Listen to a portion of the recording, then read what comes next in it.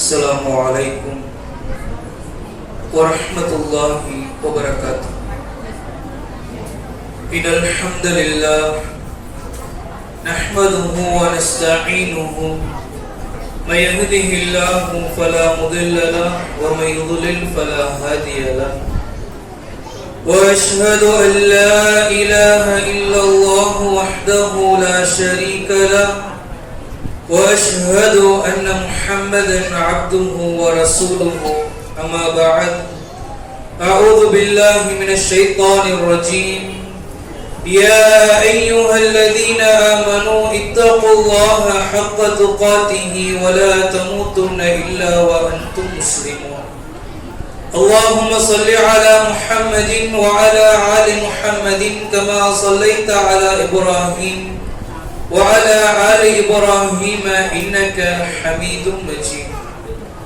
اللهم بارك على محمد وعلى آل محمد كما باركت على إبراهيم وعلى آل إبراهيم إنك حميد مجيد. எல்லா வகையான போற்றுதல்களும் புகழும் புகழ்ச்சியும் இந்த உலகத்தை படைத்து அதனை பரிபாலித்து பாதுகாத்துக் கொண்டிருக்கக்கூடிய வல்ல நாயகன் ஒரே இறைவனான அல்லாஹ் ஒருவனுக்கு உரித்தாக்கிவிட்டு அவனுடைய அன்பும் அருளும் வற்றாத பெருங்கருணையும் உலகிலே தோன்றிய அனைத்து இறை தூதர்களின் மீதும் அவர்களிலே இறுதியாக வந்த நம்முடைய தலைவர் நமது உயிரினும் மேலான முஹம்மது ரசூலுல்லாஹ் ஸல்லல்லாஹு அலைஹி வஸல்லம் அவர்களின் மீதும் அவர்களை அப்படியே பின்பற்றி வாழ்ந்து மறைந்த அனைத்து நல்லடியார்களின் மீதும் குறிப்பாக இந்த சபையிலே குழுமி இருக்கக்கூடிய ஆண்கள், பெண்கள், சிறுவர்கள், சிறுமியர்கள் என அனைவரின் மீதும் என்றென்றும் நின்று நிலவட்டுமாக என்ற பிரார்த்தனையோடு இந்த உரையை ஆரம்பம் செய்கின்றேன். பயானுக்குள்ள செல்வதற்கு முன்பாக ஒரு சிறிய வேண்டுகோள். இது பள்ளிவாசல், மார்க்கம் சம்பந்தப்பட்ட சில செய்திகள் பேசப்பட இருக்கின்றது, அதுதான் நடைபெற்று வருகின்றது. மார்க்க சம்பந்தப்பட்ட சபைகள்ல நம்மோடு யார் இருப்பாங்க? மலக்குமார்கள், வானவர்கள் இருப்பாங்க. இப்ப நாம மார்க்க செய்திகளை பேசும் பொழுது நீங்க ஒரு பக்கம் வீட்டு நாயம், குடும்ப நாயம், அது இது பேசிட்டு இருந்தீங்க வைங்களேன், நன்மைகள் பறிபோய் விடும். குர்ஆன் வசனங்கள் சொல்லப்படும், ஹதீசுகள் சொல்லப்படும், அதையெல்லாம் கேட்காம இவன் வீணான காரியத்துல பள்ளிவாசல் செயல்பட்டு இருந்தான் அப்படிங்கிற ஒரு தவறான செய்தி உங்கள் மீது பதியப்படும். அந்த எச்சரிக்கையை சொல்லியவனாக, பிள்ளைகளை முடிஞ்சவனை கட்டுப்படுத்துங்க என்ற ஒரு செய்தியை சொல்லியவனாக உரைக்குள்ளே வருகின்றேன். இன்று தேர்வு செய்யப்பட்டிருக்கக்கூடிய தலைப்பு கல்வியும் நமது நிலையும் என்ற தலைப்பு வழங்கப்பட்டு உள்ளது. பொதுவாக இந்த தலைப்பை பொறுத்தவரை தமிழகத்துல பல்வேறு வகையான மௌலவிமார்கள், பல பேச்சாளர்கள், பல தாயிக்கள் தமிழக முஸ்லிம்களுக்கு மத்தியில பல ஆண்டு காலமாக கல்வியை குறித்தான பல விழிப்புணர்வை செய்து கொண்டுதான் வருகின்றாங்க. ஏன் இதே மதரசா நிகழ்ச்சியில 2 வருடங்களுக்கு முன்பாக இதே தலைப்புல நாம பேசி இருக்கின்றோம். சென்ற வருடம் ஒரு தாய் பேசி இருப்பாரு. எதை பேசினாலும் இஸ்லாமிய சமுதாயத்துல கல்வி தொடர்பான மாற்றங்கள் இல்லாமல் இருப்பதைத்தான் நம்மால் பார்க்க முடிகின்றது. இருந்தாலும் கூட மாற்றம் ஒன்றே மாறாதது. இறைவன் மாற்றத்தை தருவான், அதற்கு நாம் முயற்சி செய்ய வேண்டும் என்ற எண்ணத்தோடு மீண்டும் ஒரு முறை இந்த தலைப்பிற்கு கீழே உங்களுக்கு மத்தியில உரை நிகழ்த்த இருக்கின்றோம். அன்பிற்கினிய சகோதர சகோதரிகளே, இஸ்லாமியர்களாக இருக்கக்கூடிய நாம் லா இலாஹ இல்லல்லாஹ், வணக்கத்திற்கு தகுதி படைத்த இறைவன் அல்லாஹ் ஒருவன் மட்டும்தான், அவனை தவிர வேறு இறைவன் கிடையாது, அவனுக்கு இணை துணை பிள்ளைகள் கிடையாது, அவனுக்கு நிகராக யாரும் இல்லை, நாங்கள் அவனைத்தான் சார்ந்திருக்கின்றோம், எதுவாக இருந்தாலும் அவனிடத்தில் தான் கேட்போம் என்ற ஓரிரை கொள்கையை ஏற்றுக்கொண்டவர்களாக முஹம்மது ரசூலுல்லாஹ் முஹம்மது ஸல்லல்லாஹு அலைஹி வஸல்லம் அவர்கள் அல்லாஹ்வுடைய அடியாராக அவன் புறத்திலிருந்து நமக்காக அனுப்பப்பட்ட தூதராக இருக்கின்றார்கள். இந்த உலகத்திலே பின்பற்றுவதற்கு தகுதி படைத்த ஒரு தலைவர் நபிகளார் மட்டும்தான். சஹாபா பெருமக்கள் சிறப்புக்குரியவர்களாக இருந்தாலும் கூட தியாகங்களை மதிக்கின்றோம். ஆனால் நபிகளாரை மட்டும்தான் நாங்கள் பின்பற்றுவோம், அவர்கள் தான் எங்களுடைய தலைவர் என்ற தூதுத்துவ கொள்கையை ஏற்றுக்கொண்டு முஸ்லிம்களாக நாம வாழ்ந்து வருகின்றோம். நம்முடைய இஸ்லாமிய மார்க்கத்தை பொறுத்தவரை பல்வேறு வகையான உபதேசங்களை அல்லாஹ் ரப்புல் ஆலமீன் திருமறை குர்ஆனின் மூலமாக நபிகளாரின் மூலமாக நமக்கு எடுத்து சொல்லி இருக்கின்றான். பல அச்சமூட்டி எச்சரிக்கை செய்யக்கூடிய பல செய்திகளும் அதிலே இருக்கின்றது. இந்த உபதேசங்களிலே ஒரு சமுதாயத்தினுடைய வளர்ச்சிக்கு தேவையான, ஏன் ஒட்டுமொத்த மனித குலத்துடைய வளர்ச்சிக்கு தேவையான நாகரீகம் வளர்வதற்காக, ஒழுக்கம் அவர்களுக்கு மத்தியிலே சரியான முறையிலே பரவுவதற்காக வேண்டி கல்வியை குறித்தும் இஸ்லாமிய மார்க்கம் பேசி இருக்கின்றது. எந்த அளவிற்கு என்று சொன்னால், கல்வியை குறித்து இஸ்லாத்தை போன்று வேறு எந்த சித்தாந்தமும் யாரும் உலகத்தில் பேச முடியாது என்ற அளவிற்கு கல்வியினுடைய முக்கியத்துவத்தை, அதனுடைய சிறப்புகளை இஸ்லாம் ஏராளமாக சொல்லி இருக்கின்றது. அதை குறித்து சுருக்கமாக பார்த்துட்டு இன்னைக்கு நாம எப்படி இருக்கின்றோம், நாம என்ன செய்ய வேண்டும் என்பதையும் அடுத்ததாக பார்க்கிறோம். எந்த அளவிற்கு கல்விக்கு இஸ்லாம் முக்கியத்துவத்தை கொடுத்திருக்கின்றது, அதை குறித்து எந்த அளவிற்கு பேசி இருக்கின்றது என்றால், முதல் மனிதராக அல்லாஹ் ரப்புல் ஆலமீன் தன்னுடைய கரத்தால் ஆதம் அலைஹிஸ்ஸலாம் அவர்களை படைக்கின்றான். படைத்த பிறகு இறைவன் அடுத்ததாக குர்ஆன்ல பதிவு செய்கின்றான். 2வது அத்தியாயம் 31வது வசனம், அல்லம ஆதமல் அஸ்மா குல்லஹா, ஆதமிற்கு உலகத்தில் இருக்கக்கூடிய எல்லா பொருட்களுடைய பெயர்களையும் நாம் கற்றுக் கொடுத்தோம் என்று. முதலாவதாக படைக்கப்பட்ட மனிதர், அவருக்கு அல்லாஹ் ரப்புல் ஆலமீன் எதை சொல்லிக் கொடுக்கின்றான்? உலகத்தில் இருக்கக்கூடிய எல்லா பொருட்களுடைய பெயரை சொல்லிக் கொடுக்கின்றான். ஞானத்தை அல்லாஹ் ரப்புல் ஆலமீன் முதலாவதாக ஆதி மனிதர், முதல் இறை தூதர் ஆதம் அலைஹிஸ்ஸலாம் அவர்களுக்கு இறைவன் ஊட்டி இருக்கின்றான். அந்த வழியில் பல இறை தூதர்கள் வந்திருக்கின்றாங்க. அதில் முஹம்மது ரசூலுல்லாஹ் ஸல்லல்லாஹு அலைஹி வஸல்லம் அவர்கள், இவங்கள் நபியாக இறைவனால் தேர்வு செய்யப்படுவதற்கு முன்பாக அந்த மதீனாவிலே, அந்த மக்காவிலே அந்த குறைஷிகள் எப்பேற்பட்ட நிலையில் இருந்தாங்கன்னா ஐயாமுல் ஜாஹிலியான்னு சொல்லுவாங்க. மிக கடுமையான மோசமான ஒரு காலகட்டம். சஹாபா பெருமக்கள் என்று பிறகு பெயர் வைத்திருந்தாலும் கூட அதற்கு முன்பாக காட்டு மிராண்டிகளாக அவர்கள் இருந்திருக்கின்றார். அதற்கு முன்பாக ஒழுக்கம் கெட்ட மனிதர்களாக அந்த மனிதர்கள் இருந்தார்கள். எந்த அளவிற்கு என்று சொன்னால், இணை வைப்பு கொடிகட்டு பறந்தது. காபா என்ற ஆலயத்துக்குள்ள சிலைகளை, பல சிலைகளை வைத்து வணங்கினார்கள். அந்த மனிதர்கள் தாங்க வாழ்ந்த ஊர்ல மட்டும் இணை வைப்பு செய்யல. எங்கேயாச்சும் வெளிய ஊருக்கு போயிட்டு வந்தாங்க வைங்களேன், அல்லது எங்கேயாச்சும் வியாபார ரீதியாக போயிட்டு வந்தாங்கன்னா போயிட்டு வரக்கூடிய வழியெல்லாம் மண்ணை கொண்டும் கல்லை கொண்டும் சிலைகளை வைத்து சிலை வணக்கத்தில் அதிகமாக இருந்தாங்க. ஆனால் அல்லாஹ் இறைவன் என்பதை தெரிந்தும் இருந்தார்கள். அந்த மனிதர்கள் எந்த அளவுக்கு ஒழுக்கம் கெட்டவர்களாக இருந்தாங்க என்று சொன்னால், இறைவன் குர்ஆன்ல சொல்லுவான், நீங்கள் நரகத்துமை விரும்பிலே இருந்தீர்கள் சொல்லி காட்டுவான். அவர்களை பார்த்து நாம் தான் உங்களை காப்பாற்றினோம் அதான் சொல்லுவான்.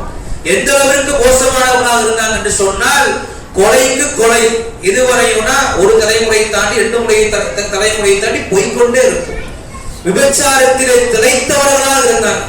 ஒரு பெண்மணி சொல்லுவாள், என்னுடைய பிள்ளைக்கு ஒரு தந்தையா அல்லது 4 தந்தையா என்று என்னால் சொல்ல முடியாது என்று சொல்லக்கூடிய அளவிற்கு விபச்சாரம் தலைவிரித்து ஆடியது. பெண் பிள்ளைகளை உயிரோடு புதைத்தார்கள். பொருளாதாரத்தை, அவர்களுக்கு இறைவன் கொடுத்த செல்வத்தை ஹராமான எல்லா வழிகளிலும், அதில் குறிப்பாக மதுவிற்காக வேண்டி கடுமையாக செலவழித்தார்கள். இப்படி பல தவறுகள், வட்டி எல்லாமே இருந்துச்சு. இன்னைக்கு உலகத்துல எதெல்லாம் நாம தவறுகள் சொல்றோமோ அந்த எல்லா தவறுகளும் பெரும்பாவங்களும் ஐயாமுல் ஜாஹிலியா என்ற அறியாமை காலகட்டத்தில் அந்த மனிதர்களிடத்தில் இருந்துச்சு. இந்த நேரத்துலதான் 40வது வயசுல நபிகளாரை அல்லாஹ் ரப்புல் ஆலமீன் இறை தூதராக தேர்வு செய்கின்றான். வானத்திற்கும் பூமிக்கும் இடைப்பட்ட தோற்றத்திலே 600 ரெக்கைகளோடு ஜிப்ரீல் அலைஹிஸ்ஸலாம் அவர்கள் முதல் வகை செய்தியை ஹிரா குகைக்கு நபிகளாரிடத்திலே கொண்டு வருகின்றாங்க. வந்த உடனேயே நபிகளாரை இருக்க கட்டி அணைக்கின்றார்கள். கட்டி அணைத்து விட்டு, அல்லாஹ் தான் ஒரே இறைவன் சொன்னாங்களா? கிடையாது. நீங்கள் தான் இறை தூதர் என்று சொன்னாங்களா? அதுவும் கிடையாது. இந்த மக்கள் எல்லாம் இவ்வளவு ஒழுக்கம் கெட்டவர்களாக இருக்கின்றார்கள், மதுவிலே ஊறி திளைத்துக் கொண்டிருக்கின்றார்கள், இணை வைப்பிலே மூழ்கி கிடக்கின்றார்கள். அதை குறித்து எச்சரித்தார்களா? அதுவும் கிடையாது. அவங்க சொன்ன முதலாவது வார்த்தை இக்ரா, படியுங்கள், ஓதுங்கள் சொல்றாங்க. ரசூலுல்லாஹ் எனக்கு ஓத தெரியாது சொல்றாங்க.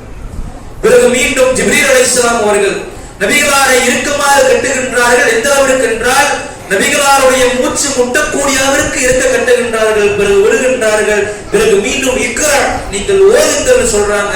ரசூலுல்லாஹ் ஓத தெரியாது சொல்றாங்க. மீண்டும் மூன்றாவது முறையும் அதே போல ஜிப்ரீல் அலைஹிஸ்ஸலாம் அவர்கள் செய்கின்றாங்க. இக்ரான்னு படிங்கன்னு சொல்றாங்க. ரசூலுல்லாஹ் ஓத தெரியாதுன்னு சொன்ன பிறகு ஜிப்ரீல் அலைஹிஸ்ஸலாம் அவர்கள் முதலாவது வகை செய்தி சொல்றாங்க, இக்ரா பிஸ்மி ரப்பிக்கல் லதீ ஹலக், படைத்த உம்முடைய இறைவனுடைய திருப்பெயரால் நீங்கள் ஓதுங்கள், படியுங்கள் என்று கல்வி அறிவை இந்த சமுதாயத்திற்கு முதல் வகை செய்தியாக அல்லாஹ் ரப்பல் ஆலமீன் நபிகளாரின் மூலமாக ஊட்டினான் என்று சொன்னால் என்ன காரணம்? கல்வி அறிவு, பகுத்தறிவு மேலோங்கி விட்டது என்று சொன்னால் இறைவனை அறிந்து கொள்வார்கள், எது சரி தவறு என்பதை அறிந்து கொள்வார்கள் என்ற ஒரே காரணத்தினால் இறைவன் முதலாவது வகை செய்தி கல்வியாக சொல்லி இருக்கின்றான் என்றால் கல்விக்கு எந்த அளவுக்கு முக்கியத்துவம். அதற்கு அடுத்ததாக இஸ்லாமிய மார்க்கத்தில் போருக்கு செல்வது அந்த காலத்தில் கட்டாய கடமை இருந்தாலும் கூட இறைவன் 9வது அத்தியாயத்தினுடைய 122வது வசனத்திலே ஒரு செய்தியை சொல்லுகின்றான். இந்த செய்தியை மட்டும் சொல்லணும். நம்பிக்கை கொண்ட மக்கள் போர்க்களத்திற்காக நீங்க கிளம்பும் பொழுது அப்படியே கூட்டமா போயிடாதீங்க, இப்படி நீங்க செய்யாதீங்க. அந்த கூட்டத்துல ஒவ்வொரு கோத்திரமாக இருந்தாங்கல்ல, முஸ்லிம்களாக இருந்தாலும் கூட இவர் அந்த குடும்பம் இந்த குடும்பம் இருந்தாங்க, இதுல இருந்து இந்த கூட்டத்திலிருந்து சிலர் நீங்க போருக்கு செல்லுங்க, வேறு சிலர் கல்வியை நோக்கி நீங்கள் செல்லுங்கள். அந்த கல்வியை நீங்கள் கற்பதன் மூலமாக பிற மக்களை தவறுகளிலிருந்து நீங்கள் காத்துக்கொள்ள முடியும் என்ற ரீதியில அல்லாஹ் ரப்பல் ஆலமீன் போர்க்களமாக இருந்தாலும் கூட எல்லாரும் போகாதீங்க, சில பேர் போங்க, சில பேர் அந்த நேரத்தில் கல்வியை தேடுங்கள் என்று கல்வி இறைவன் வலியுறுத்தி இருக்கின்றார். 9வது அத்தியாயத்தில் 122வது வசனத்துல இந்த செய்தி பதிவு செய்யப்படுகின்றது. வேறு இஸ்லாமிய மார்க்கம் தடுத்த மிகப்பெரிய ஒரு பாவம் இருக்கும் என்று சொன்னால் பொறாமை கொள்வது. எனக்கு பொறாமை இருக்குதல்ல, நம்முடைய நிம்மதியை பறித்துடும், குடும்பத்துடைய நிம்மதியும் பறித்து விடும், எல்லாத்துடைய நிம்மதியும் பறிச்சிடும். அப்படித்தானே? பொறாமைப்படக்கூடிய எடுத்து பாருங்களேன், வாழ்க்கையில சந்தோஷமாக இருக்க மாட்டான். அவன் என்ன பண்றான், இவன் என்ன பண்றான், அடுத்தவன் என்ன செய்யறான் என்று இந்த சூழ்நிலை தான் அவன் இருந்து கொண்டே இருப்பான். அல்லாஹ் ரப்பல் ஆலமீன் எந்த அளவுக்கு திருமுறைகளோடு சொல்லி காட்டுகின்றான், வமின் ஷர்ரி ஹாசிதின் இதா ஹஸத், பொறாமைக்காரன் பொறாமை கொள்ளும் பொழுது அவனுடைய தீங்கிலிருந்து நீங்கள் அல்லாஹ்விடத்திலே பாதுகாப்பு தேடுங்கள். இப்படி பொறாமை கொள்ளக்கூடாது, அது தவறு. அப்படி அவனாச்சும் பொறாமைப்படுறான்னு தெரியுதா, இறைவா இவனிடத்திலிருந்து என்னை பாதுகாப்பு தான் என்று கேட்குமாறு அல்லாஹ் கட்டளை இடுகின்றான். ஆனால் 2 விஷயங்களுக்கு நீங்கள் பொறாமைப்படுவதற்கு மார்க்கம் அனுமதி வழங்கி இருக்கின்றது.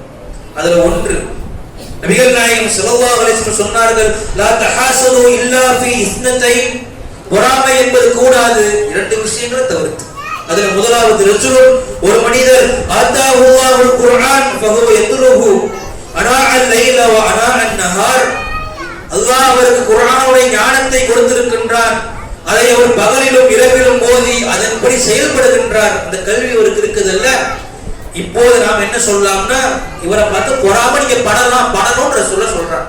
இவரை போல கல்வி அறிவு எனக்கு வேணும், இவரை போல மார்க்க அறிவு எனக்கு வேண்டும், இவரை போல குர்ஆனை ஆய்வு செய்து அதன்படி பின்பற்றக்கூடிய தகுதி எனக்கும் வேண்டும் என்று அவரை நோக்கி நீங்கள் பொறாமைப்படலாம் என்று கல்வி அறிவோடு இருக்கக்கூடிய மக்களை நோக்கி பொறாமைப்படுவலாம் என்பதற்கு மார்க்கம் அனுமதி வழங்கி இருக்கின்றது. நீங்க இதுக்கெல்லாம் பொறாம வராது. பக்கத்துல ஒருத்தர் வீடு கட்டிட்டானா லோனை எடுத்தாச்சு வீடு கட்டிடுவேன் என்று வட்டியில விடக்கூடிய எத்தனை மக்களும் பார்க்கிறோம். அவனிடத்தில் நல்ல கல்வி இருக்கும், நல்ல படிப்பு இருக்கும், பிற மக்களுக்கு குர்ஆனை எத்தி வைக்கக்கூடியவராக இருப்பார். அதை பார்த்து இருக்கப்பட மாட்டோம், அதை பார்த்து பொறாமை கொள்ளப்பட மாட்டோம். ஆனா எதெல்லாம் மார்க்கம் தடுத்திருக்கின்றோ அது நமக்கு பொறாமை வரும். ஆனால் மார்க்கம் எந்த அளவுக்கு கல்விக்கு முக்கியத்துவம் கொடுங்க பாரு. பொறாமை கூடாது, கல்வி அறிவு இருக்கா, அவரை பார்த்து நீ பொறாமைப்படலாம், மார்க்கம் சொல்லி காட்டுகின்ற. இது எல்லாம் தாண்டி இஸ்லாமிய மார்க்கத்தில் எல்லா விஷயத்திலும் சமத்துவம் இருக்கின்றது. 2 தவிர, ஒன்று, இறையச்சத்தை வைத்து இறைவன் மனிதர்களை இவர் சிறந்தவர் இவர் தாழ்ந்தவர் பட்டியலிடுவான். 2, கல்வியை கொண்டு அல்லாஹ் பட்டியலிடுகின்றான். இறைவன் சொல்லி காட்டுகின்றான். 39வது அத்தியாயம் சூரத்து ஸுமர் 9வது வசனம், ஹல் யஸ்தவில் லதீன யஅலமூன் வல்லதீன லா யஅலமூன், அறிந்தோரும் அறியாதவரும் சமமாவார்களா என்று இறைவன் கேட்கின்றான். அல்லாஹ்வே கேள்வி கேட்கிறான். கண்டிப்பா சமமாக மாட்டாங்க. இறைவன் பதிலை சொல்கின்றான். இன்னமா யததக்கரு உலுல் அல்பாப், அறிவுடைய மக்கள் தான் நல்லுணர்வு பெறுவார்கள், நல்ல அறிவு பெறுவார்கள் என்று. கல்வியாளர்களும் கல்வி கற்காதவரும் ஒருபோது சமம் கிடையாது. எவனுக்கு அறிவு இருக்குதோ அவனுக்கு தான் உபதேசங்கள் பயனளிக்கும், நல்ல உணர்வு பெறுவார்கள் என்று அல்லாஹ் ரப்பல் ஆலமீன் கல்வியின் மூலமாக சமத்துவத்தை அங்கே உடைக்கிறான். ரெண்டு விஷயம், இறையச்சம் அதிகமா இருக்கிறவன் சிறந்தவன், கம்மியா இருக்கிற தாழ்ந்தவன். கல்வி கற்றவன் சிறந்தவன், கல்லாதவன் தாழ்ந்தவன் என்று அல்லாஹ் ரப்பல் ஆலமீன் கல்விக்கான முக்கியத்துவத்தை கொடுக்கின்றான். இது எல்லாம் தாண்டி நாளை மறுமை நாளிலே சில பேரை அல்லாஹ் ரப்பல் ஆலமீன் நரகத்திலே போட்டு புரட்டி எடுப்பான். அந்த நேரத்தில் அல்லாஹ் ரப்பல் ஆலமீன் கேட்பான், என்னிடத்திலிருந்து உங்களை எச்சரிக்கை செய்யக்கூடிய ஒரு இறை தூதர் வரவில்லையான்னு கேட்பான். அவங்க சொல்லுவாங்க, அவங்க வந்தாங்க தான். சொல்லிட்டு அந்த நரகவாசிகள் புறம்புவார்களாம், லவ் குன்னா நஸ்மஉ அவ் நஅகிலு மா குன்னா ஃபீ அஸ்ஹாபி ஸகீர். நாங்கள் செவியுறவராக இருந்தாலோ, கேட்கக்கூடியவராக இருந்தாலோ, அல்லது சிந்திக்கக்கூடியவராக இருந்தாலோ நரகவாசிகளாக ஆகியிருக்க மாட்டோம் என்று நாளை மறுமையினால நரகவாசிகள் புலம்புவார்கள். எல்லாம் கல்வியை எங்க கொண்டு வைக்கலாம் பாருங்க. இந்த கல்வி அறிவு இல்லாத காரணத்தினால் மார்க்க உபதேசங்கள் பயனளிக்காமல் போகும். கடைசியில மறுமையினால் என்ன புலம்புவான்? அங்க கேட்கக்கூடியவராக இருந்தாலோ அல்லது சிந்தனை செய்யக்கூடியவராக இருந்தாலோ நரகத்தில் இருந்திருக்க மாட்டோமே. இது அச்சமூட்டி எச்சரிக்கை செய்யக்கூடிய வந்தாரே, அதை குறித்து நாங்கள் சிந்திக்கலையே என்று அந்த நரகவாசிகள் புலம்புவார்கள் என்று சொன்னால் இந்த கல்வி எந்த அளவிற்கு மிக முக்கியமானது என்பதை இந்த செய்திகள்லாம் நமக்கு உணர்த்துகின்றன. இப்படி ஏராளமான பல செய்திகள், பல வசனங்கள் கல்வி எந்த அளவிற்கு முக்கியத்துவம் வாய்ந்தது என்பதை உணர்த்துவதோடு மட்டுமல்லாமல் திருமறை குரானை புரட்டி பாருங்களேன். ஏன் குரானை குறித்து அதான் சொல்றான், இந்த குரானை நீங்கள் சிந்திக்க வேண்டாமா? அல்லது உடைய உள்ளங்கள்ல பூட்டு போடப்பட்டிருக்கின்றதா? சிந்தித்து பாருன்றோம். வேற எவ்வளவு வசனங்களை எடுத்து படித்து பார்த்துட்டே இருங்களேன். வரலாறுகளை எல்லாம் சொல்லி இருக்கின்றான். சொல்லிட்டு கடைசி அல்லாஹ் சொல்லுவான். யூசுப் அலைஹிஸ்ஸலாம் அத்தியாயம் மிக சிறப்புமிக்க வரலாறுல வரலாற்றுடைய கடைசி வசனத்தை பாருங்க. இந்த வரலாற்றை நம்ம சொல்லுவது எதற்கு?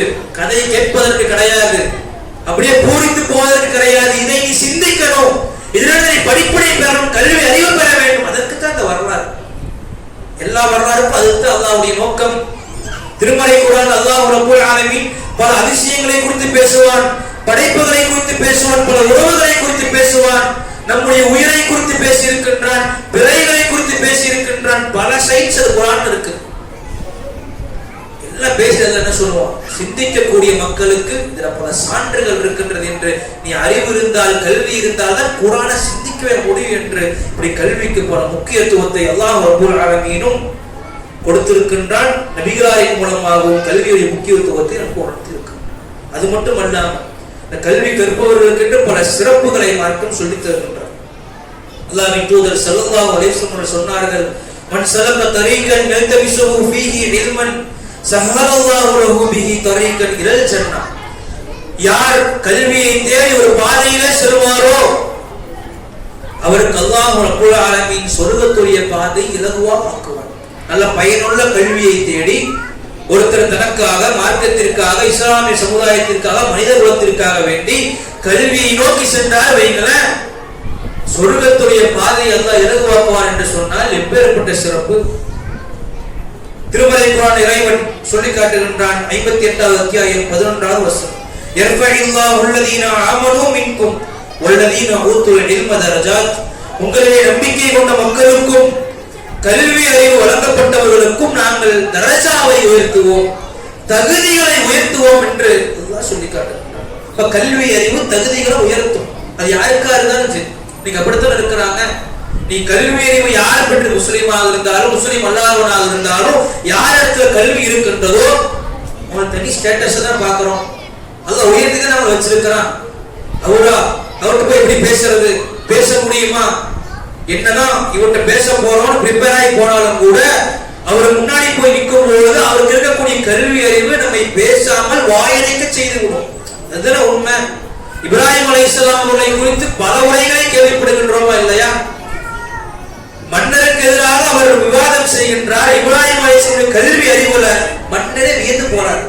இப்ராஹிம் அலைஹிஸ்ஸலாம் சொல்றாங்க, என்னுடைய இறைவன் உயிர் உயிர்ப்பிப்பான், மரணிக்க செய்வான். மன்னர் என்ன பண்றாரு? ஒருத்தர் கூப்பிட்டு கொலை செய்யறாரு, ஒருத்தர் விட்டு விடுறாரு. என்னாலே உயிரை கொடுக்கவும் முடியும், மரணிக்க செய்யவும் முடியும். அதே லாஜிக் இல்லதான். இதில் இப்ராஹிம் அலைஹிஸ்ஸலாம் திரும்ப என்ன பண்றாங்க? என்னுடைய இறைவன் சூரியனை கிழக்கிலிருந்து உதிக்க செய்து மேற்கிலே மறைய செய்கின்றான், உன்னால் முடிந்தால் மேற்கில உதிக்க செய்து கிழக்கில மறைய செய். கேட்டாங்களா இல்லையா? அல்லாஹ் சொல்லி காட்டுவான். அந்த மன்னன் வாயடைத்து போனான். அவ்வளவு பெரிய மன்னராக இருந்தாலும் கல்வி அறிவு கூடுதலாக இருந்த காரணத்தினால் அந்த கல்வி அறிவு எதிர்த்தரப்பு இருக்கக்கூடிய மக்களை வாயடைக்க செய்தது என்று சொன்னால், நீங்க எப்பேற்பட்ட ஆளாக இருந்தாலும் கல்வி அறிவு இருப்பதோடு விவாதம் செய்ய முடியாது. ஒரு ஸ்டேட்டஸ் அவரை பார்ப்போம். அதான் அல்லாஹ் சொல்றான், அவருக்கு நம்ம தரஜாவை உயர்த்தி இருக்கின்றது. யாராக இருந்தாலும் சரி, இந்த தரஜா உயர்த்தப்பட்டதற்கு பல சம்பவங்கள் குர்ஆன்ல ஹதீஸ்ல இருக்கின்றது. அது ஒரு சிறுவனுடைய சம்பவத்தை பாருங்க. இப்னு அப்பாஸ் ரலியல்லாஹு அன்ஹு சிறுவனாக இருக்கின்றார். உமர் பின் கத்தாப் ரலியல்லாஹு அன்ஹுடைய ஆட்சி காலகட்டத்திலே அமைச்சரவையில் அவருக்கும் பொறுப்பு வழங்கப்பட்டிருக்கின்றது. மக்கள் எல்லாம் பேசுறாங்க, அந்த அமைச்சர்கள் பேசுறாங்க, எங்களுக்கும் மகன்கள் இருக்கிறாங்க, இவர் என்ன இந்த சிறுவனுக்கு மட்டும் முக்கியத்துவம் கொடுக்கின்றார் என்று பேசுவது உமர் பின் கத்தாப் ரலியல்லாஹு அன்ஹுடைய காதுல விழுகின்றது. இவங்களுக்கு ஒரு பாடத்தை புகுத்தணும்ங்கறதுக்காக வேண்டி எல்லாத்தையும் அழைக்கின்றாங்க. சூரத்துன் நஸ்ர், இதா ஜா நஸ்ருல்லாஹி வல் ஃபத்ஹ், அல்லாஹ்வுடைய உதவியும் வெற்றியும் வரும்போது, வரஐ தன்னாஸ் யதுகுலூன ஃபீ தீனில்லாஹி அஃப்வாஜா, அல்லாஹ்வுடைய மார்க்கத்தை நோக்கி மக்கள் கூட்டம் கூட்டமாக நுழைவதை நீங்கள் காண்பீர்கள். ஃபஸப்பிஹ், எனவே அல்லாஹ்வை நீங்கள் துதியுங்கள். பிஹம்தி ரப்பிக வஸ்தக்ஃபிரு, அவனை அதிகமாக புகழுங்கள், அவனிடத்திலே பாவ மன்னிப்பு கேளுங்கள். இன்னஹு கான தவ்வாபா, அவன் மன்னிக்க கூடியவனாக பாவ மன்னிப்பை ஏற்கக்கூடியவனாக இருக்கின்றான் என்று இந்த வசனத்தை ஓதிட்டு எல்லா அமைச்சர்களிடத்திலும் விளக்கம் கேட்கின்றாங்க. எல்லாரும் இந்த வசனத்திற்கு என்ன தமிழாக்கமோ அதை மட்டும் தான் சொல்றாங்க. அதே நேரத்தில் உமர் பின் கத்தாப் அவர்கள் இப்னு அப்பாஸ் இடத்துல கேட்கிறார். இப்னு அப்பாஸ் அழகாக சொல்வார், இந்த அத்தியாயம் இருக்கின்றதே இது நபிகள் நாயகம் ஸல்லல்லாஹு அலைஹி வஸல்லம் அவர்களுடைய மரணத்தை குறித்து முன்னறிவிப்பு செய்யக்கூடிய அத்தியாயம் என்று அவர் சொன்ன உடனே உமர் பின் கத்தாப் அவர்களும் இந்த விளக்கத்தை தான் நானும் அறிந்திருக்கின்றேன், அதுதான் சரியான விளக்கமும் போடும். ஏன்னா ரசூலுல்லாஹ்வுடைய வாழ்க்கை எடுத்து பார்த்தீங்கன்னா இந்த அத்தியாயம் இறக்கப்பட்டது அவங்களுக்கும் முந்திருச்சு, மரணம் வரப்போகுது. இந்த அத்தியாயம் இறக்கப்பட்ட பிறகு நபிகள் நாயகம் ஸல்லல்லாஹு அலைஹி வஸல்லம் அவர்கள் மறுமைக்காக பல ஏற்பாடுகளை செய்தார்கள் என்று சஹாபாக்களுக்கு பல ஹதீஸ்களை பதிவு செய்திருக்கின்றார். அப்ப கல்வி அறிவு அதிகமாக இருந்த காரணத்தினால் சிறுவனாக இருந்த இப்னு அப்பாஸ் ரலியல்லாஹு அன்ஹு அவர்களை அமைச்சரவையில் உயர்ந்த பொறுப்பை கொடுத்திருந்தாங்க. பிற அமைச்சர்களுக்கும் அதை உணர்த்தினாங்க என்று சொன்னால் அந்த கல்வி அறிவு யாருக்கெல்லாம் இருக்குதோ சிறுவனாக இருந்தாலும் கூட அந்த தரஜாவும் இன்றைய காலகட்டத்தில் பாருங்களேன், ஒரு சிறிய ஹாஃபில் 12 வயசு தான் இருக்கும், குர்ஆனை முழுமையாக மனனம் செய்திருக்கின்றார்னா அவருக்கு எவ்வளவு கண்ணியம் கொடுப்போம். அதே 12 வயசு போய் ரோட்டை விளையாடிட்டு இருக்கான்னா அவனை பார்த்து பேசுவோமா? திட்டத்தான் செய்வோம். ஏன்? இதுதான் கண்ணியம். யார் கல்வி அறிவு இறைவன் வணங்குகின்றானோ அவரை இறைவன் நிச்சயமாக கண்ணியப்படுத்துவான். இப்படி கல்வியாளர்களுக்கு பல சிறப்பு இருக்கின்றது. அப்ப இப்படி இஸ்லாமிய மார்க்கம் கல்விக்கு பல முக்கியத்துவங்களை சொல்லி இருக்கின்றது, பல சிறப்புகளை சொல்லி இருக்கின்றது. இவ்வளவு முக்கியத்துவம் சொல்லி இருக்கு, இவ்வளவு சிறப்புகள் இருக்கின்றது. எந்த அளவுக்கு என்று சொன்னால் இஸ்லாத்தை போன்று வேற எந்த சித்தாந்தமும் கல்வி குறித்து சொன்னதே கிடையாது. குர்ஆன்ல இருக்கக்கூடிய கல்வியை போல யாராலும் கொண்டு வரவும் முடியாது. எந்த அளவுக்கு என்று சொன்னால் உதாரணத்துக்கு பாருங்களேன், இன்றைக்கு சயின்ஸ் டெக்னாலஜி வளர்ந்து மனிதனுடைய உடம்பிலே பொருத்தக்கூடிய எல்லா உறுப்புகளையும் கண்டுபிடிக்கிறான். ஹார்ட்டை கூட செயற்கையா கண்டுபிடிச்சு ஒரு மனிதனுடைய உடம்புல பொருத்தியெல்லாம் இருக்கின்றான். இருந்தாலும் பெர்ஃபெக்ட்டா பண்ண முடியலாட்டினாலும் பொருத்தெல்லாம் செய்யறான். கடைசியில் அவன் எங்க போய் முட்டுதுன்னா மனித உடம்பையெல்லாம் தயாரிச்சிடலாம், எல்லா பார்ட்ஸையும் வச்சிடலாம்.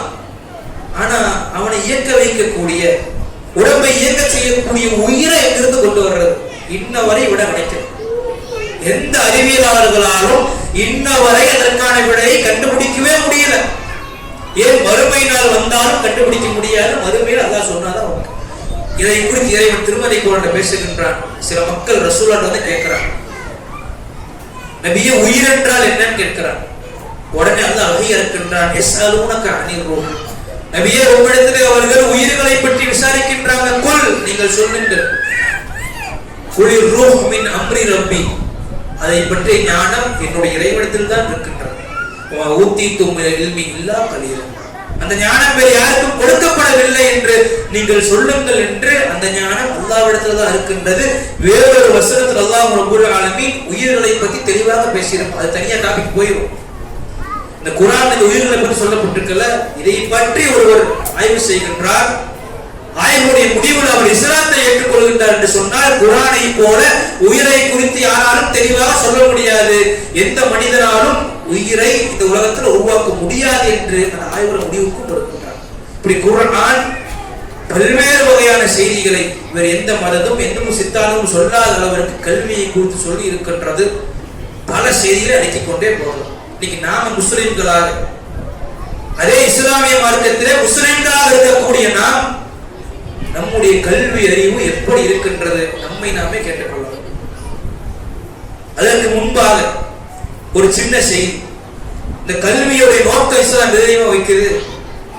இன்னைக்கு நாம எப்படி நினைச்சிட்டு இருக்கோம் என்று சொன்னால், உலக கல்வி தனி, மார்க்க கல்வி தனி, இப்படி பிரிச்சு பார்க்கிறோம். இது தவறான பார்வை. இப்படி இஸ்லாம் சொல்லவே இல்லை. பயனுள்ள கல்வி, பயனற்ற கல்வி. நீ மார்க்கம் படிச்சு 4 பேருக்கு புரியாத வைக்க பயனற்ற கல்வியாக மாறிவிடும். குர்ஆன் எல்லாம் ஓதி படிச்சிருக்காரு, அவரும் கற்று செயல்படுத்தல, பிறகு கற்றுக் கொடுக்கல என்று சொன்னால் அந்த கல்வி என்பது பயனற்ற கல்வியாக. இஸ்லாத்தை பொறுத்தவரை உலகத்தில் எந்த கல்வியை நீ கட்டாலும் பயனுள்ள கல்வியாக இருக்க வேண்டும். அதைத்தான் இஸ்லாம் எதிர்பார்க்கின்றது. ஒரு மனிதன் மரணித்து விட்டான் என்று சொன்னால் அவனோடு 3 செயல்கள் வரும். அதுல ஒன்றையாக இஸ்லாம் சொல்லி காட்டுகின்றது, அவன் இல்மி யுன்தஃபா பிஹி, பிறர் பயன்பெறக்கூடிய கல்வி. நீ உயிரோடு வாழும் பொழுது நீ கல்வியை கற்று அது பயனுள்ள கல்வியாக இருந்துச்சு வை, நீ மௌத்தா போன பிறகு ஒரு நன்மை உனக்கு வந்து கொண்டே இருக்கும். இதைத்தான் இஸ்லாம் சொல்லுது. அப்ப ஒரு பயனற்ற கல்வியை தான் இஸ்லாமிய மார்க்கம் ஒரு முஸ்லிம் இடத்திலிருந்து பயனுள்ள கல்வியை தான் இஸ்லாமிய மார்க்கம் ஒரு முஸ்லிம் இடத்திலிருந்து எதிர்பார்க்கின்றது. இப்படித்தான் நாம பார்க்கணும். அது உலக கல்வி, இது மார்க்க கல்வி. அப்படி அல்ல. பயனுள்ள கல்வி மார்க்க அடிப்படையில் இருக்க வேண்டும். இதைத்தான் இஸ்லாம் ஒவ்வொரு முஸ்லிமான ஆண் பெண் இடத்திலும் எதிர்பார்க்கின்றது. ஆனா இன்னைக்கு முஸ்லிம்களாக நம்முடைய எப்படி தெரியுமா இருக்கின்றது? பெரிய நீண்ட நாட்கள்லாம் கிடையாது. ஒரு 300 வருட காலமாக மற்ற பகுதிகளில் விட்டுருங்க, இந்தியாவில் வாழக்கூடிய, அதிலும் குறிப்பாக தமிழகத்தில் வாழக்கூடிய முஸ்லிம்கள் எடுத்துக்கொண்டோம் என்று சொன்னால் கல்வியில ஆர்வமின்மையில உச்சகட்டத்தில் இருக்கிறாங்க. கல்வி கற்கணுமா, அதுல மிகப்பெரிய சோம்பல். அது மார்க்க கல்வியாக நீங்க கருதப்பட்டாலும் சரி, இந்த உலக ரீதியான படிப்புகளாக இருந்தாலும் சரி, ரெண்டுலையும் ஆர்வமில்லாத முஸ்லிம்களாகத்தான் பல முஸ்லிம்களை கடந்த 3 நூற்றாண்டுகளாக தமிழகம் பார்த்து கொண்டு இருக்கின்றது. இப்படித்தான் நாம் இருக்கிறோம். அப்படியே கல்வி பயின்றாலும் கூட பிறருக்கு பயன்படாத கல்வியாக அது மாறி இருக்கு. ஒரு மார்க்கத்தை படிச்சிருக்காரு, அதுவும் பிறருக்கு பயன்படுத்த, தனக்கும் பயன்படுத்த. மார்க்கத்தை கற்றதுல பல மக்கள் இருந்தாலும் கூட சிலர் தான் அந்த மார்க்க அடிப்படையில் செயல்படுகின்றாங்க, மற்ற மக்களுக்கு கற்றுக் கொடுக்கின்றாங்க. வேறு சிலர் எப்படி இருக்கிறாங்க, மார்க்கத்தை கற்றிருந்தாலும் கூட பயனில்லாத கல்வியாக மாறி இருக்கக்கூடியதை பார்க்கின்றோம். இங்க நம்ம இந்த சபையை நம்ம கேட்கலாமே, இளைஞனாக இளம்பெண்ணாக உருவெடுத்து விட்டோம் என்று சொன்னால் குளிப்பு கடமை என்பது எல்லாத்துக்கும் வரும். இதோடைய சட்டம் என்னன்னு இப்ப நான் கேட்டேன் வைங்களேன், எத்தனை பேரால் தெளிவாக சொல்லணும் இதுதான் போய் சட்டம், டாப் டு பாட்டம் இதுதான். எவ்வளவு முக்கியமான சொல்ல முடியுமா யாராச்சும்? யாராவது இதுதான் குளிப்பு கடமையுடைய சட்டம், நபிகள் நாயகம் ஸல்லல்லாஹு அலைஹி வஸல்லம் இப்படித்தான் அதை நிறைவேற்றினார்கள், ஆணுக்கு இது பெண்ணுக்கு இது, இதுதான் தெளிவான செய்தி சொல்ல முடியுமா நம்மால? அந்த அளவுக்கு கல்வியில ஆர்வம் கிடையாது.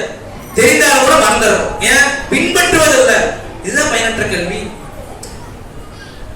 பயான்ல சொல்லி இருப்பாங்க, ரமதானுடைய ஒற்றைப்படை இரவுகள்ல பாடமாக கூட தொழுகை சட்டங்களை நடத்தி இருப்பாங்க. இந்த காலில கேட்டு அந்த காலில விட்டுருவோம், அடுத்த நாள் குளிப்பு கடமையானாலும் கூட அப்படி குளிக்க மாட்டோம், தலையில தண்ணி ஊத்திட்டு வந்துருவோம். அப்ப எதை நாம் அறிந்து கொள்கின்றோமோ அதை பயன்படுத்துவது கிடையாது. இதுதான் பயனற்ற கல்வி. மார்க்கத்தை எந்த கொண்டு அப்படித்தான் இருக்கும். ரமலானை ஒற்றைப்படை இரவுகள் எத்தனை மக்கள் பங்கெடுத்திருப்பீங்க? துவா மரணம் நடத்தி இருப்பாங்க, துவாக்களை சொல்லி தந்திருப்பாங்க. இந்த வருஷம் சொல்லி தந்தது அடுத்த வருஷம் சொல்லி தருவாரு தாயிலிருந்து. ஆனா யாருக்கும் தெரியாது. ஏன்? ஸ்கூல் படிப்பு 6வது படிக்கும் போது என்ன படிச்சோம் ஞாபகம் இருக்குமா? ஞாபகம் இருக்கு. அதே மாதிரி இதை மறந்துடும். போன வருஷமா அந்த துவாவும் இதற்கா மார்க்க துவா சொல்லி தர மௌத்து வரை உன்னோட இருக்க வேண்டும். அது நீ அதை ஓத வேண்டும், அதனால உனக்கு நன்மை இருக்கின்றது. ஏன்? தெரியும், ஆனா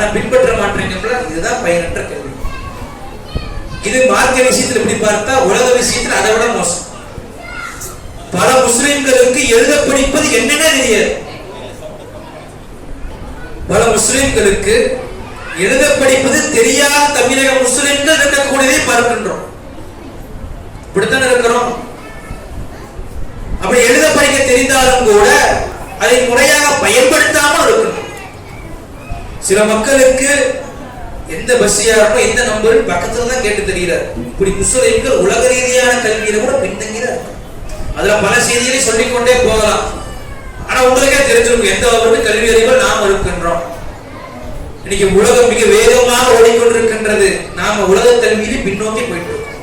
மார்க்க ரீதியான அதுலயும் பின்னோக்கி போயிட்டு இருக்கோம். இப்படியே போயிட்டு இருந்தோம் என்று சொன்னால் இனி வரும் காலகட்டத்தில் இஸ்லாமிய தலைமுறையே இல்லாத சூழல் கூட ஏற்படுவதற்கான வாய்ப்பு வந்துடும். அதெல்லாம் பாதுகாக்க வேண்டும். அப்ப ஆர்வம் இல்லாமல் இருக்கிறாங்க. இரண்டாவது, கல்வி கட்டாலும் பயனற்ற கல்வியாக மாறிவிடுகின்றது. மூன்றாவது, ஒரு குரூப் இருக்கு, செமையா படிப்பாங்க, படித்து மேதைகளாக இருப்பார்கள், அவங்களுக்கு சமுதாயத்தில் மிகப்பெரிய அந்தஸ்துகள் இருக்கும். ஆனால் சுயநல கல்வியாக இருக்கும். அந்த கல்வி தனக்கு மட்டும்தான் பயன்படும், தன்னுடைய குடும்பத்துக்கு மட்டும்தான் பயன்படும். எதுக்கு? சம்பாதிப்பதற்கு, சாப்பிடுவதற்கு, சொத்து சேர்த்துவதற்கு. அவருக்கு இஸ்லாம்னா என்ன, முஸ்லிம் இஸ்லாம்னா என்னன்னு தெரியாது. அப்படி பல மக்கள் இருக்கிறாங்க. முஸ்லிம்கள் இப்படி இருக்கிறாங்க. சில பேர் தான் கல்வியை கற்று சமுதாயத்திற்காக வேண்டி உழைக்கிறாங்க. சொற்பமானவர்கள் தான், 1%. அது கூட இதெல்லாம் சொல்லிடணும். வேறு சில மக்கள் கல்வியை கற்றாலும் கூட பயன்படுத்த முடியாமல் பயனற்ற கல்வியாக ஆகிறாங்க. வேறு சில மக்கள் கல்வியை கற்று மேதைகளான முஸ்லிம்களாக இருந்தாலும் கூட சுயநோக்கத்தோடு தான் அவர்கள் அந்த கல்வியை கற்றிருக்கின்றாங்க. யாருக்கும் பயனளிக்காத கல்வியாக மாறி இருக்கக்கூடிய பார்க்கிறோம். இப்படித்தான் முஸ்லிம்கள் இருக்கும். ஆனால் அல்லாஹ்வின் தூதர் ஸல்லல்லாஹு அலைஹி வஸல்லம் அவர்கள் கடுமையான எச்சரிக்கை செய்திருக்கின்றார். நபிகள் நாயகம் ஸல்லல்லாஹு அலைஹி வஸல்லம் சொன்னதாக அபூ ஹுரைரா ரலியல்லாஹு அன்ஹு அவர்கள் அறிவிக்கின்றார்.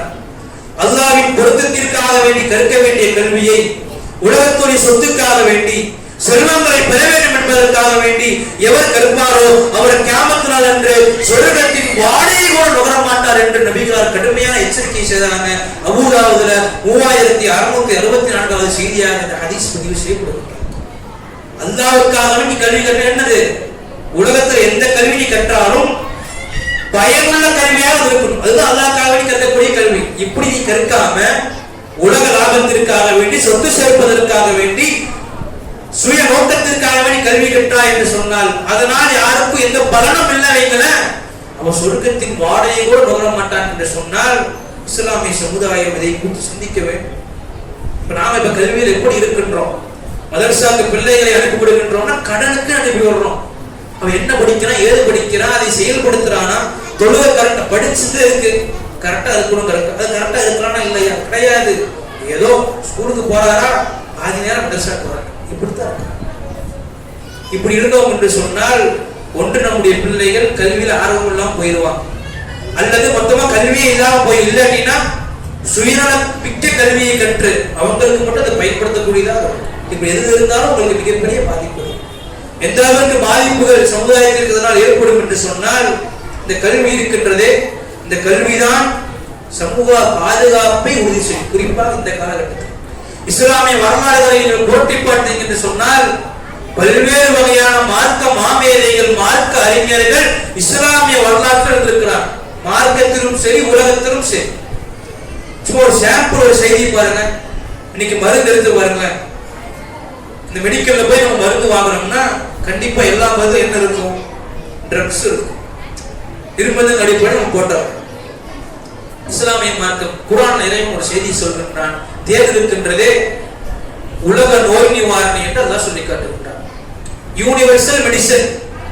இதை வைத்து ஒரு நூற்றாண்டுக்கு முன்னாடி, ஒரே ஒரு நூற்றாண்டுக்கு முன்னாடி இஸ்லாமிய மருத்துவர்கள் இதை வைத்து மருந்தை எல்லா மருந்தையும் கண்டுபிடிச்சிருக்காங்க. அது அப்படியே குளிதோடு இந்த வரலாற்றை மறைச்சிட்டாங்க. எந்த அளவுக்கு இஸ்லாமிய அறிஞர்களாக இருந்திருக்காங்க பாருங்க. ஒரு சாம்பிள் தான் இது. இந்த தேனை வைத்து ட்ரக்ஸ் இல்லாத மருந்தை இஸ்லாமிய அறிஞர்கள் கண்டுபிடித்திருக்கிறார்கள் என்று சொல்லி வரலாற்று செய்திகள் இடம்பெற்றிருக்கின்றது என்று சொன்னால் அதை அப்படியே மறைச்சு உலகம் அதை அழைச்சிருச்சு. அது பல பல வரலாறுகள் இருக்கின்றது, பேசிக்கொண்டே போகலாம். கடல்ல பயணம் செய்யறாங்கல்ல, கடல்ல எப்படி கரைக்கு செல்வது என்று நட்சத்திரங்களை வைத்து, வானம் தெளிவாக இருக்கும் பொழுது நட்சத்திரங்களை வைத்து வழியை கண்டுபிடித்தவர்கள் இஸ்லாமியர்கள். அப்பேற்பட்ட சமுதாயம். இப்படி ஏராளமான பல கல்விகளை அடுக்கிக் கொண்டே போகலாம். இன்னைக்கு நாம கல்வி அறிவு மார்க்க ரீதியாகவும் உள்ள உலக ரீதியாக உண்டாத காரணத்தினால் இன்னைக்கு இஸ்லாமிய சமுதாயத்தினுடைய பாதுகாப்பு, எதிர்கால தலைமுறையினுடைய பாதுகாப்பு உறுதி செய்யப்படாமல் அதுல பாதாளத்தை நோக்கி சென்று கொண்டிருக்கின்றதா இல்லையா? ஏன் இந்தியாவை எடுங்கள, என்ன அடி அடிக்கிறாங்க போட்டு. கடைசி இப்ப வந்த அந்த வக்ஃப் அமெண்ட்மெண்ட் பில் வர முஸ்லிம்களுக்கு எவ்வளவு பேரடி. நம்முடைய உணவு உரிமையை பறித்து விட்டான், உடை உரிமையை பறித்து முற்படுகின்றான், வழிபாட்டு உரிமையை பறிக்கின்றான். தமிழகத்தில் இருக்கிறனால பெருசா தெரியல. வடநாட்டிலாம் முஸ்லிம்களை ஒரு மனிதனாக ஏன் நாயளவு கூட மதிப்பது கிடையாது. அப்படித்தான் வச்சிருக்க. மாட்டிறைச்சி இல்லைன்னா கூட மாட்டிறைச்சி தான் நீ வச்சு அடிச்சு கொள்கின்றான். மசூதிகளுக்கு திரையிடுகின்றான். வழிபாடு செய்ய முடியல. சிஏஏ கொண்டு வந்து நம்ம நாட்டினுடைய குடிமக்கள் நீங்கள் கிடையாது என்றெல்லாம் சொல்ல முற்பட்டான். இப்படி பல செய்திகளை அடுக்கிக் கொண்டே போகலாம். கடைசியாக இந்த வக்ஃப் அமெண்ட்மெண்ட் பில் முஸ்லிம்களுடைய சொத்துக்களை கொள்ளைப்புறமாக எடுத்துவிட வேண்டும் என்பதற்காக எப்படி வரான்னு பாருங்க. அதை எப்படிதான் திரிக்கிறான். இன்னைக்கு இந்து அறநிலைத்துறை எடுத்தீங்க வைங்களேன், இந்துக்கள் கோயிலுடைய சொத்துக்கள் இந்த தமிழகம், ஆந்திரா, தெலுங்கானா இதை மட்டும் எடுத்தீங்கன்னா இந்தியாவில் இருக்கக்கூடிய ஒட்டுமொத்த வக்ஃப் சொத்தை விட இந்துக்களுடைய கோயிலுடைய சொத்துக்கள் இந்த 3 மாநிலத்தில் விட அதிகமாக இருக்காங்க. கபில் சிபில் என்ற ஒரு வழக்கறிஞர் சொல்றார். ஏதாவது முஸ்லீம் எடுத்து போட்டாரா? கிடையாது. எப்படி பரப்புரை செய்யறா? வக்ஃப் சொத்து தான் ராணுவத்துக்கு அடுத்தது, ரயில்வேக்கு அடுத்தது, 3வது வக்ஃப் சொத்து தான் இருக்குன்னு பெருசா பரப்புரை செய்யலாம். அதை வச்சுதான் அடி நோன்றான் நம்மள. ஆனா இந்த விதை வளைச்சிருக்கா பாரு. இதை ஒரு வழக்கறிஞர், யாரு? முஸ்லீம் வழக்கறிஞர், அவரு மாற்று மத வழக்கறிஞர் இந்த செய்தி எடுத்து போடுறாரு. இப்படி இந்தியா நாம இருப்பதற்கு, இந்த பேரடி விடுவதற்கு மிக முக்கியமான காரணம் கல்வி அறிவு இல்லாத. இந்த படிப்புங்கிறத நம்ம விட்ட காரணத்தினால் தான். அது மார்க்க ரீதியாகவும் சரி, மார்க்க உலகம் எல்லாம் ஒண்ணுதான். மார்க்சிசமே பிரச்சனை வலியுறுத்துது. அறிவு சார்ந்த பயனுள்ள கல்வி நீங்க கற்காத காரணத்தினால்தான் இவ்வளவு பேரடியை இஸ்லாமிய சமுதாயம் வாங்கிக் கொண்டே இருக்கு. அப்படியே ஆப்போசிட் இருக்கக்கூடிய எதிரிகள் எடுத்து பாருங்களேன். RSS நம்ம சொல்றோம், சங் பரிவார் கும்பல், பாஜக என்று சொல்லி அவங்களை விமர்சிக்கின்றோம், கோமாளிகள் சொல்றோம், எல்லாம் ஓகே தான். கோமாளி தான், பேசக்கூடிய பேச்சுல அப்படித்தான் இருக்குது.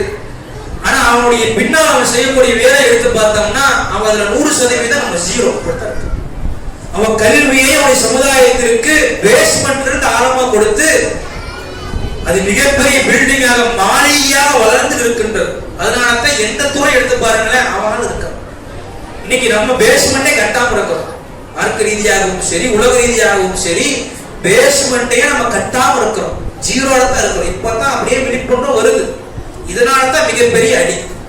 இன்னைக்கு இந்தியாவில் 13.4% முஸ்லிம்கள் இருந்தாலும் கூட, சிறுபான்மையில நாம தான் பெரும்பான்மை இருந்தாலும் கூட, அரசாங்கத்தினுடைய பொறுப்புகள் இருக்குதுல்ல, பொறுப்புன்னா அரசியல் கிடையாது, அதை விட்டுருங்க. அது யாரு வேணா பொறுப்புக்கு வரலாம். இன்னைக்கு ஆட்சி இருக்கும், நாளைக்கு போயிடும், அதை ஒத்தி தள்ளிடுங்க. அரசாங்கத்துடைய பொறுப்புகள், அதிகார வர்க்கம் என்பது என்றென்றைக்கும் நிலையாக இருப்பது. இதுல எத்தனை சதவீதம் முஸ்லிம் இருக்கிறாங்கன்னா 2, 3. அதுலயும் முக்காவாசி பேர் எப்படி மார்க்க தெரியாதவனாக இருக்கு. இதனாலதான் பல அடி. 100 போலீஸ்ல ஒரே ஒரு முஸ்லிம் இருந்தா எடுபடுமா?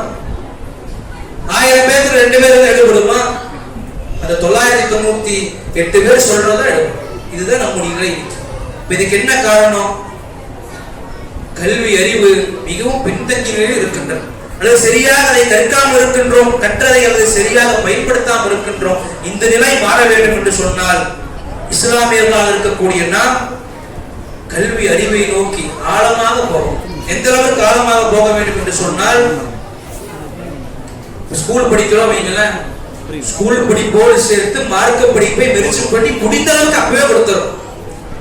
ஏன்னா முன்னோர்களுடைய கல்வி முறை எடுத்தீங்கன்னா மக்தப் மதரசால மேக்ஸ் இருந்துச்சு என்றெல்லாம் வரலாறுகள் நம்ம படிக்கணும்.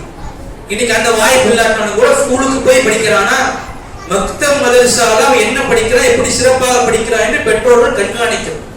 கண்காணிப்பதோடு மட்டுமல்லாமல் அதை எப்படி செயல்படுத்துறாங்க. 2 இருந்தால்தான் நல்ல கல்வி அறிவுள்ள முஸ்லீமாக அறிஞனாக அவன் வருவான். பிறகு +2 நிறுத்திடக்கூடாது, 10th நிறுத்திவிடக் கூடாது. எடுத்து நீ வேலைக்கு போ, அங்க போ, என்ன கஷ்டம் இருந்தாலும் கல்வி கொடுக்கணும். ஒவ்வொரு பெற்றோர்களும் இதுக்கு உட்பட்டாலும் ஜமாத்துகளை செய்ய முடியாது. ஒவ்வொரு பெற்றோரும் மனசு வைக்கணும். ஜமாத்துகளை எத்தி வைக்கத்தான் முடியும். ஒவ்வொரு பெற்றோரும் மனசு வைக்க வேண்டும். ஆராய்ச்சி படிப்புல கடைசி எழுதுவதோ அதுவரை நான் செய்வேன். அப்படி ஆராய்ச்சி படிப்பு செய்த பல முஸ்லிம்கள் இருக்கிறார்.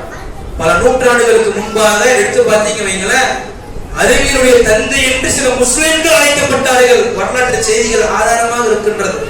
ரோபோட்டிக்ஸ் எப்பேற்பட்ட படிப்பு! இன்னைக்கு ஏஎல்லாம் வந்துருச்சுல்ல, இதெல்லாம் அன்றைய காலகட்டத்தில் ரோபோட்டிக்ஸ் ஆரம்பதுதான். அந்த ரோபோட்டிக்ஸ் படிப்புக்கு தந்தை யாரு? அது ஒரு முஸ்லிமுடைய பெயர் இருக்கின்றார். இமாம் இஸ்மாயில் அல் ஜஸாரி என்று சொல்லக்கூடிய ஒரு முஸ்லிம் அறிஞர் இருந்திருக்கின்றார். திருமறை குர்ஆனுடைய அறிவியல் சார்ந்த விஷயங்களை கற்று அறிவியலுடைய தந்தை என்று சில பேர் அழைக்கப்பட்டிருக்கின்றாங்க. இப்படி பல்வேறு வகையான வரலாறுகள் இருந்திருக்கின்றன. ஏன் இந்தியாவுடைய இஸ்லாமிய வரலாற்றை எடுத்து பாருங்களேன். ஒரு 100 ஆண்டுகள் 105 ஆண்டுகளுக்கு முன்பாக அப்படியே பின்னோக்கி போங்களேன். இன்னைக்கு பேசப்பட்ட வக்ஃப் அமெண்ட்மெண்ட் பில்ல எது கொண்டு வந்திருக்கான்? முஸ்லிம் இடத்தை பிடுங்குவதற்கு. அதில் அவங்க பல கல்வி நிலையங்களை கட்டியிருக்கிறார். அதை பிடுங்குவதற்கு கல்வி நிலையங்களை பலதை முஸ்லிம்கள் கட்டியிருக்கிறார். அலிகர் யூனிவர்சிட்டி எடுத்து வரலாற்று பாருங்க, மிகப்பெரிய முஸ்லிம் பல்கலைக்கழகம். ஒவ்வொரு மாணவனும் முஸ்லிமாக இருந்தாலும் முஸ்லிம் அல்லாதவனாக இருந்தாலும் அங்கே படிப்பதற்காக வேண்டி ஏகுகின்றார்கள். எகிப்தில் ஒரு யூனிவர்சிட்டி இருக்கின்றது, இஸ்லாமியர்களால் கட்டப்பட்டது. இன்னைக்கு இங்கிலாந்து ஆக்ஸ்போர்ட் யூனிவர்சிட்டியில படிச்சா எப்பேற்பட்ட மதிப்போ அதை விட பல மடங்கு கூடுதல் மதிப்பு அந்த யூனிவர்சிட்டிக்கு இருக்கு. இதே இந்தியாவுல பல்வேறு பல்கலைக்கழகங்கள் நெட்ல போய் முஸ்லிம் யூனிவர்சிட்டி இந்தியா அடிச்சு பார்த்தீங்க, ஏராளமான பல்கலைக்கழகங்கள் இருக்கும். அதை வரலாறுகளை படித்து பார்த்தீங்கன்னு சொன்னால் இஸ்லாமிய சமுதாயம் ஆடி போய்விடும். அப்படி கல்வியில கை தேர்ந்தவர்களாக, மார்க்க மாமேதைகளாக, உலக ரீதியான அறிஞர்களாக இஸ்லாமியர்கள் இருந்தார்கள். ஆனால் இந்த நூற்றாண்டுகள்ல இவனை போல ஒரு முட்டாள் இருக்க முடியாதுன்னு சொல்லக்கூடிய அளவிற்கு கல்வியில பின்தங்கி விட்டோம் என்று சொன்னால் வருத்தப்பட வேண்டாமா? சங்கடப்பட வேண்டாமா? இறுதியாக ஒரு சில செய்திகளை சொல்லி உரை நிறைவு கொண்டு வருகின்றேன். ரசூலுல்லாஹ் நமக்கு வழிகாட்டி அவர் பாசையில வாழ்ந்திருக்கப்பட்ட சஹாபா பெருமக்கள் எடுங்களேன். முஹதாவுடைய போர்க்களம் மிக முக்கியமான போர்க்களம். இஸ்லாமிய மார்க்கம் இந்தியாவிலே வந்து பரவச்சல, இதுக்கு ஆரம்ப புள்ளி அந்த போர்க்களம் தான். வெறும் 3000 முஸ்லிம்கள், ஆப்போசிட்ல 2 லட்சம் படை வீரர்கள், அதுல 1 லட்சம் பேர் ரோம படை வீரர்கள். உலகமே அஞ்சி நடுங்கியது. தோல்வினா அவனுக்கு என்ன தெரியாது. அப்பேற்பட்ட படை வீரர்கள் 3000 முஸ்லிம்கள் எதிர்த்து நின்றார்களே. 3 படை தளபதிகள் கொல்லப்பட்டார்கள். 4வதாக அறிவிக்கப்படாமல் ஹாலித் பின் வலீத் ரலியல்லாஹு அன்ஹு அவர்கள் இஸ்லாமிய கொடியை ஏற்றினார். போர்க்களத்தில் எப்படி போரிட்டாரு? அடிச்சு கொண்டு தள்ளி வீசிட்டாரா? அறிவை கொண்டு செயல்பட்டார். வரலாற்றை புரட்டி பாருங்க. இந்த போர்க்களம் முதல் நாள் நிறைவுக்கு வருகின்றது. இரவோடு இரவாக எப்பேற்பட்ட அறிவார்ந்த செயல், கல்வி அறிவு பாருங்க. வலதுபுறத்தில் இருந்த மக்களை இடதுபுறமாக மாற்றுகின்றார். இடதுபுறமாக இருந்த படை வீரர்களை வலதுபுறமாக மாற்றுகின்றார். முன்னால் இருந்த படை வீரர்கள் பின்னால், பின்னால் இருந்தவர்கள் முன்னால். அடுத்த நாள் போர்க்களம் துவங்குகின்றது. எதிரிகள் ஆடி போயிட்டார். நேற்று பார்த்து யாரையுமே காணுமே. 3000 பேர் தான் பெருசாக இருக்கும். இவன் எடுத்து பார்க்கிற யாரையுமே காணுமே. இரவோடு இரவாக 14 சில பேரை இவன் இறக்கி விட்டார்களோ என்று எதிரிகள் நினைத்தே விட்டார்கள். அதிலேயே அடிபட்டான். இன்னைக்கு முடிஞ்சு போச்சு நினைக்கக்கூடிய அளவிற்கு அந்த கல்வி அறிவுக்கு இறைவன் அங்க மிகப்பெரிய மதிப்பை கொடுக்கிறார். அது மட்டுமா, அந்த போர்க்களத்தில் எப்படி அவர் தந்திரமாக கையாண்டார் என்று சொன்னார். போர்க்களத்தில் போர் செய்து கொண்டே சஹாபாக்களுக்கு கட்டளையிடுகின்றார். வலது இருப்பவர்களும் இடது இருப்பவர்களும் முன்னேறி போரிடுங்கள். நடுவில் இருக்கக்கூடியவங்க நாங்க பின்னோக்கி வரோம், பின்னோக்கி சண்டை செஞ்சுட்டே போறோம். உள்ள இருந்த பிறகு மொத்தமா அடிச்சாங்க என்று வருகின்றது. அதே போல் நடக்கின்றது. வரலாறுகள் பதிவு செய்யப்படும். ரோம படையினுடைய படை தளபதிகள் துண்டக்கான துணியக்கான ஓடினார்கள். இந்த போரின் காரணமாக அரபு தீபகற்பமே நடுங்கியது. ஏன்? உலகத்தினுடைய பல படை வீரர்கள் இதை பார்த்து அஞ்சினார்கள். இதற்கு பிறகுதான் ரசூலுல்லாஹ் இஸ்லாமிய சாம்ராஜ்யம் வளர்ந்தது. பிறகு அகல் போர், அஹ்ஸாபுடைய போர்ல மதீனாவை சுத்தி மலை, ஒரே ஒரு பகுதியில் மட்டும் நிலம். சல்மான் பாரிசி ரலியல்லாஹு அன்ஹுவோட அறிவை கொண்டு ஒரு செய்தியை ரசூலுல்லாஹ் எத்தி வைக்கின்றார். பள்ளம் தோண்டப்பட்டுச்சு.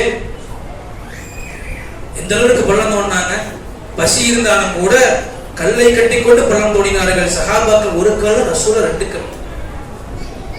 ரசூலா எதிரே சொல்லுவாங்க, இவ்வளவு கஷ்டம் நீங்க படுறீங்கல்ல, ரசூலா எப்படி அவங்களை உயர்ந்த இலக்கை நோக்கி முன்னேற்றி சென்றாங்க பாருங்க. நீங்கள் இன்னும் சில ஆண்டுகளிலே ரோம பாரசீக படைகளை வெற்றி பெறுவீர்கள் என்று யாரை நோக்கி சொன்னாங்க? பேரிச்சம்பழம் சாப்பிடக்கூடிய மிகப்பெரிய போர் தந்திரங்களை அறியாத சாதாரண மக்களிடத்துல யார சொல்றாங்க? இன்றைய காலகட்டத்தில் திடீர்னு ஒரு படை கிளம்பி போய் அமெரிக்காவை ரஷ்யாவை பிடிக்க முடியுமா? முடியாதுன்னு சொல்லுவோம். அன்றைய காலகட்டத்தில் இதே தான். ரோமையும் பாரசீகத்தையும் யாராலும் பிடிக்கவே முடியாது, சொன்னா சிரிச்சிருவாங்க. ஆனா சஹாபா பெருமக்கள் ரசூலுல்லாஹ் நிகழ்த்தி சொன்ன அந்த உயர்ந்த நோக்கத்தை நிகழ்த்தி காட்டுறாங்க. என்ன காரணம்?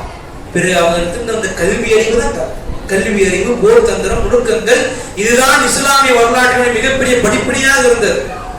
எந்த அளவிற்குனா, ஒரு நாட்டில் ஒரு பகுதியில மிகப்பெரிய லைப்ரரிகளை இஸ்லாமிய அறிஞர்கள் மார்க்க அடிப்படையில உலக ரீதியான கல்விக்காக வேண்டி கட்டினார்கள். பிற்காலத்தில் லைப்ரரி எரிக்கப்பட்டிருந்தாலும் கூட ஐரோப்பிய, அமெரிக்கா போன்ற கண்டங்கள் அதிலிருந்து தான் கல்வி எடுத்துக்கொண்டு இந்த அளவிற்கு முன்னேறி வந்திருக்கின்றார்கள் என்று வரலாறு சொல்லும். என்று சொன்னால் இப்படி பல வரலாற்றுக்கு பல்வேறு வகையான கல்வியோடைய அறிஞர்களுடைய வரலாற்றுக்கு சொந்த காரணங்கள் தான் முஸ்லிம்கள். ஆனால் இன்னைக்கு நாம கல்வியில பின்தங்கி இருக்கின்றோம். அதுக்கு ஒரே காரணம் சுயநலம் மட்டும்தான். என் பிள்ளை படிச்சா போதும், அவன் ஃபர்ஸ்ட் ரேங்க் எடுத்தா போதும், மார்க்க படிப்புல அது எப்படியோ போயிட்டு போகுது. ஃபஜ்ருக்கு அவன் எந்திரிக்கல, அடிக்க மாட்டோம். ஃபர்ஸ்ட் ரேங்க் எடுக்கலன்னா ஒரு சப்ஜெக்ட்ல ஃபெயில்னா துவம்சம் பண்ணிடுவோம். இப்படித்தான் இருக்கிறோம். இப்படி இருக்கும் வரை, கல்வி சரியாக புரியாத வரை நாம மிகப்பெரிய வீழ்ச்சி நோக்கி தான் சொல்லுவோம்.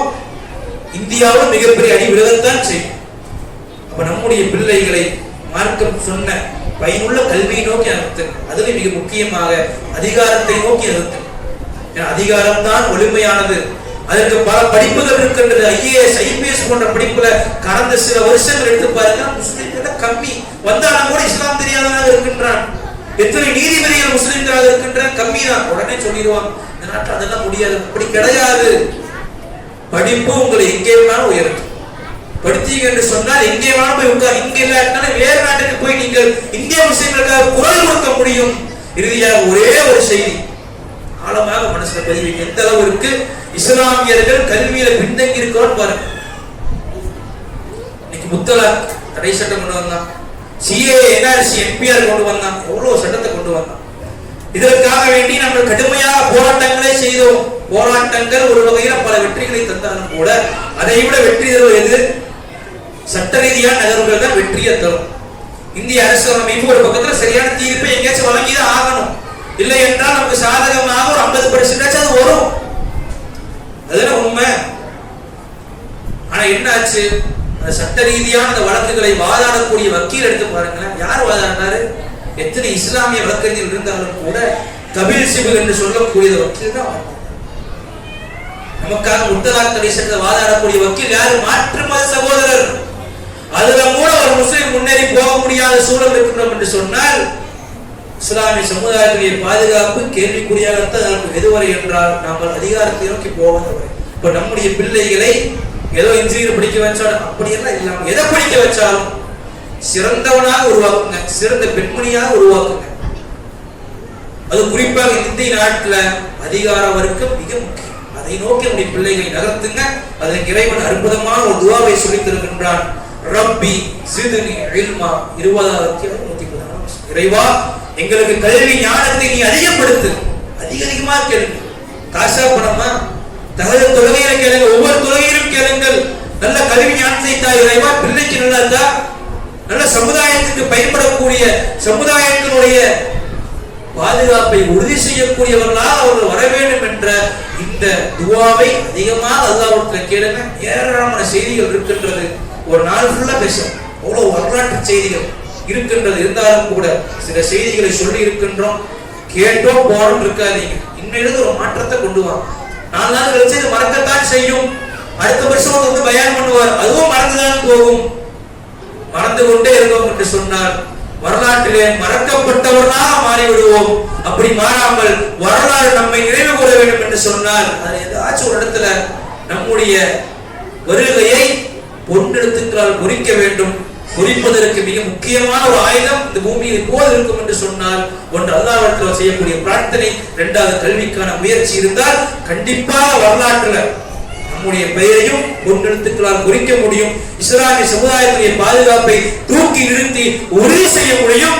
அப்பேற்பட்ட முஸ்லிம்களாக வருவதற்கு வல்ல ரஹ்மான் உங்களுக்கும் எனக்கும் உங்கள் குடும்பத்தாருக்கும் என் குடும்பத்தாருக்கும் அருள் புரிவானாக என்ற பிரார்த்தனையை செய்தவனாக இந்த உரையை நிறைவு செய்கின்றேன். வாஹிரு தவானா அல்ஹம்துலில்லாஹி ரப்பில் ஆலமீன். வஸ்ஸலாமு அலைக்கும் வரஹ்மத்துல்லாஹி வபரகாத்துஹு.